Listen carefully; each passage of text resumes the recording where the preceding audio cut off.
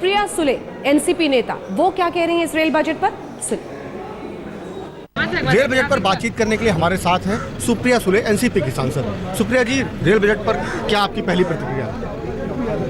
कई बार कभी जाते हैं तो एक एब्स्ट्रैक्ट पेंटिंग देख लेते हैं जिसका समझ में सिर्फ आर्टिस्ट को आता है कि अपना दृष्टिकोण क्या है, अलग अलग होता है। वैसा ये बजट है, कुछ समझ में ही नहीं आया कि उनको क्या कहना चाहते थे, क्या करें, हमारी ट्रेन्स का क्या, हमारे सिक्योरिटी का क्या। और दो शब्द मैंने बहुत बार सुने, सून और earliest. There is no deadline to the budget. So Suresh ji is a very respected man. We had too many expectations for him.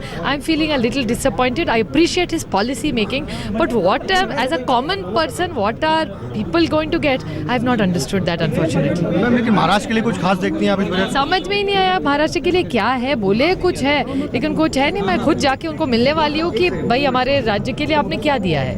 आप कह रही कुछ समझ में नहीं आया, मतलब बजट कैसा है, कुछ तो जनता को क्या समझाएंगे आप? अरे हमेशा वही तो दिक्कत होगी है. हमें हमेशा लाइंस पढ़ा करते थे, कोई अच्छे अगर पूना के स्टेडियम के लिए कुछ दे रहे थे तो उसको बोल रहे थे इंटरनेशनल कुछ बनाएंगे. ये सब पॉलिसी कोई ढांचा जैसे बताया उन्होंने बताया, डिटेल कुछ आया ही नहीं. तो अभी डिटेल्स पूछना पड़ेगा, अभी किताब देख के और पढ़ेंगे और देखेंगे उसमें कुछ समझ में आता है. 10 में कितने नंबर देंगे आप शुरुआती, जो आपने कहा कि समझ में नहीं आया? नहीं, अभी तक जब तक बात समझ में नहीं है, मार्क कैसे दे दूं? मुझे फिर से एग्जामिनेशन के लिए सेकंड पेपर देना पड़ेगा. अभी पास है या फेल है? अभी पता नहीं, अभी वो फिर से पेपर देखते, एक बार चांस दे देते उनको एक बार. बहुत बहुत शुक्रिया आज तक से बात करने के लिए. तो ये थी सुप्रिया सुले. दिल्ली से कैमरामैन राजेश श्रीवास्तव के साथ कुमार विक्रांत सिंह, आज तक.